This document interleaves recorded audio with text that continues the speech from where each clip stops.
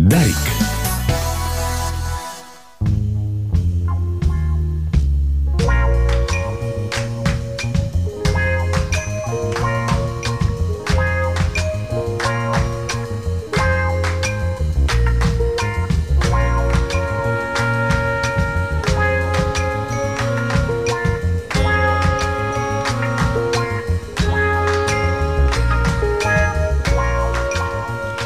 На финала на голямата скука предложение за утре, събота, мачовете на звездите.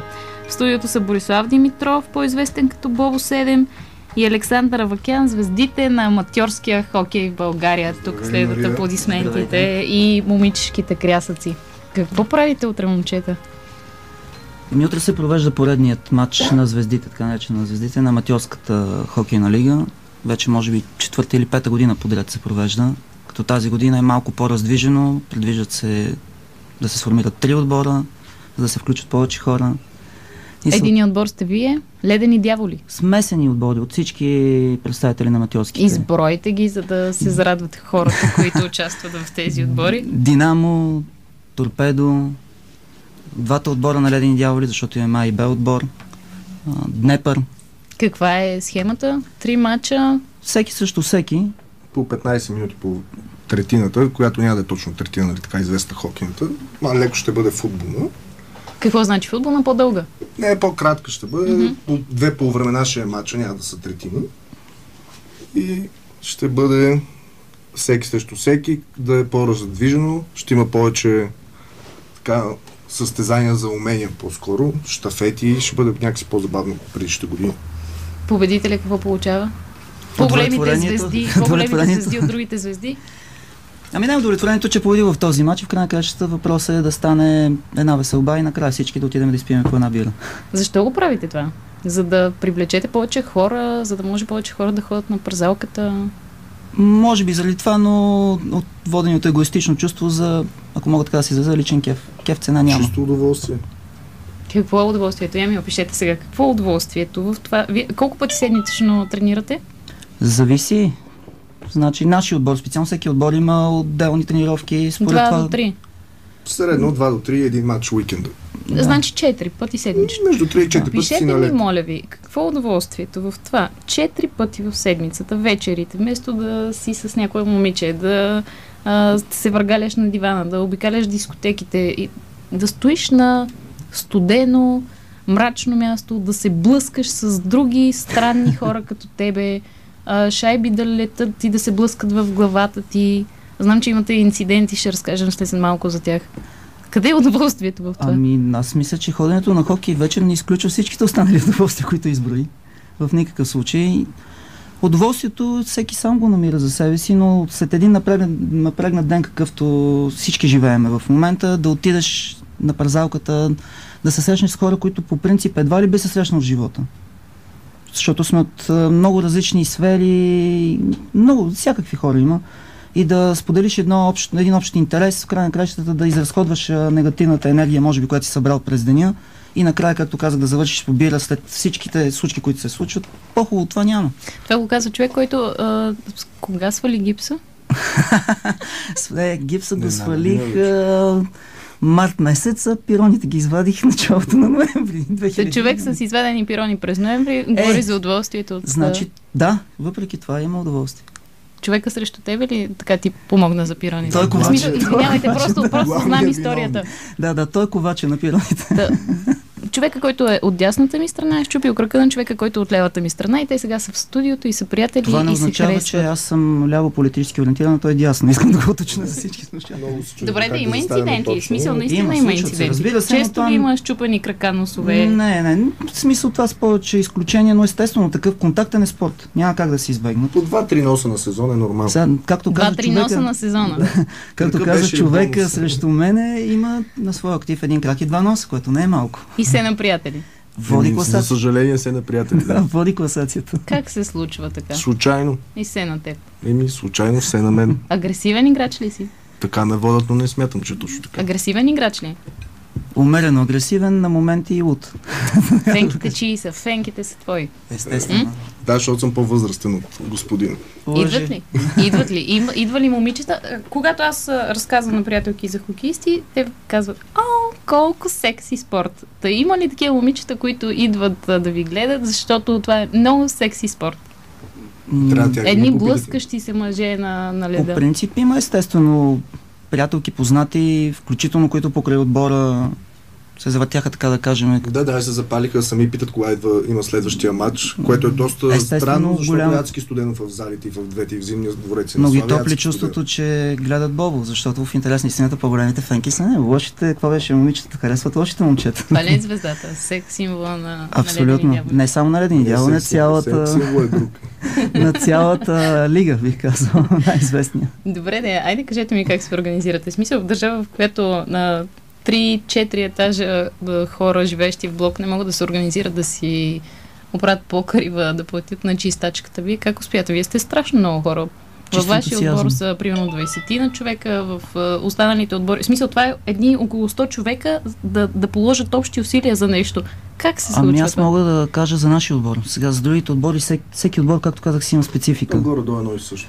Зависи, не съм съгласен. Значи някои отбори бяха организирани от хокеисти. Докато бивши, не само бивши хокеисти, които и тогава бяха хокеисти, които събраха около себе си хора, нали. Да кажем, отбора на Динамо мисля, че почна по инициативата, въобще инициативата за аматьорския хокей в България на Мартин Миланов. Поне аз така. От колко време има? Да, момчетата от свободните. 6-та година мисля, че прави. Да, 6-та година, докато нашия отбор се събра по идеята на едно момче, което вече не е при нас, Евгений Иванов се казва. Как се финансирате? Всичко е само от членски внос, който ние се събираме. Нашия отбор по принцип по списък наболява 40 и няколко души, от които редовни са между 20 и 30, така да кажем. Събираме пари, плащаме съблекалния, лед, мачовете, съдии, защото съответно има съдии, лекари, всичко се плаща.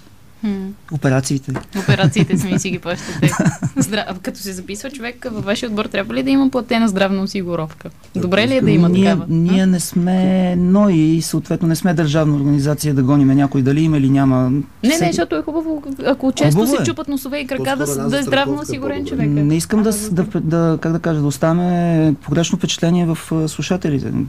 Значи ние не отиваме там да се избием един. Добре, аз ви провокирам в момента, ви обяснявате колко сте миролюбиви. Добре, това е добра идея хора, които се занимават с застраховки, да се завъртят на леде, на зимния дворец и на Славия. Ние сме говорили, защото организирахме и детски отбор покрай нашия аматьорски отбор, се опитваме да организираме и детски отбор. Да забалите и дечица. Ами да, посъбраха се, но като кажеш някъде хокей, първо всички те гледат малко екзотично или като някакво екзотично животно. Като кажеш аматьорски хокей, вече смехът е неизбежен. Вече животното е съвсем странно. Да. Защо? Защото хокей се играе в Канада и Русия и Чехия. Не само. Хокей, според мен, имаше много големи традиции в България, които бяха прекъснати, защото това е един скъп спорт. Определено. Колко струва екипировката ви? От до. Значи, ако говорим за... Малко пари, може и малко повече. Между колко и колко? И за да почнеш, може би едно 500 лева ще е 500 добре. 500 лева минимум, според мен, скъпичка, не. Ако включим и кънките, нали, ако искаш да се занимаваш така, че да играеш и съответно, нали, вариантите да счупиш крак или нос са по-малко, над 1000 лева отиват нещата. Затова казвам, че се държим на чист ентусиазъм, защото никой от нас не получава нищо, затова просто отиваме за кеф. Бяха ми разказвали, че няма да си спомням сега в коя държава, не се плаща абсолютно, някой от скандинавските мисля, че беше, не се плаща абсолютно, държавата не налива пари в спорта, в спортни училища и така нататък, се наливат пари само единствено в аматьорските спортове. И оттам си взимат звездите след това, които да печелят медали по олимпиадите. Аз доколкото съм чувал по принцип тенденцията, така съм чул, че тенденцията в Европейския съюз, говоря за финансиране на спорта, е финансиране на аматьорски и детския спорт. Защото, грубо казвам, професионалният спорт чрез спонсори сам ще се справи. Докато да подпомогнеш едни хора, идеята е според мен да се раздвижат хората, да не се води този застоял живот, който... Ако някой иска да плува, да тича... Точно, не говоря само за хокей, нали? В случая за всеки един спорт се отнася това. Да.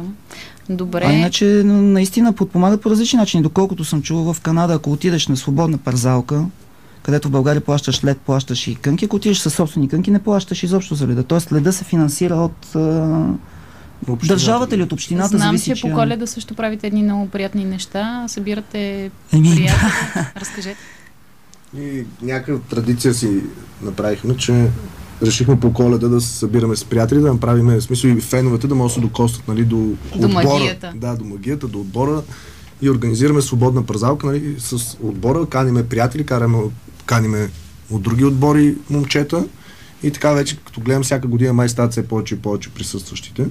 С бар, държа да отбележа, че край празалката има и инсталиран бар. Да, като с леки напитки. Една чашка, да може съвсем добре да се пребиеш. Да се отпуснеш. Да се отпуснеш. Лед, кънки и алкохол, чудесно. Лед, кънки и вино. Добре, поканете хората. Утре колко часа?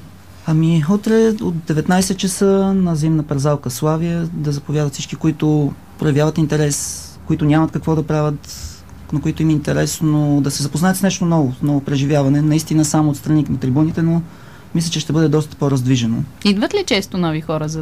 Как един човек разбира, че съществувате, идва при вас и се зарибява и става част от вашата строго организирана група, което това е нещо, което мен ми изумява най-много. Нашата секта, да, вие сте си общество, в смисъл след това си ходите и си пиете бири, нали така? Пътувате, правите неща заедно. Нашето пиене на бира за игра на хокей. Да. Добре, изкарах ви агресивни пияници. Имате минута да ме опровергаете, защото трябва да пускаме реклами и новини. Не знам с какво друго да кажа, освен да дойдете на наша тренировка, след което да продължите тренировката с нас, за да се убедите, че хората са много готини. Една обстановка се създава, която извън спорта няма как да се създаде.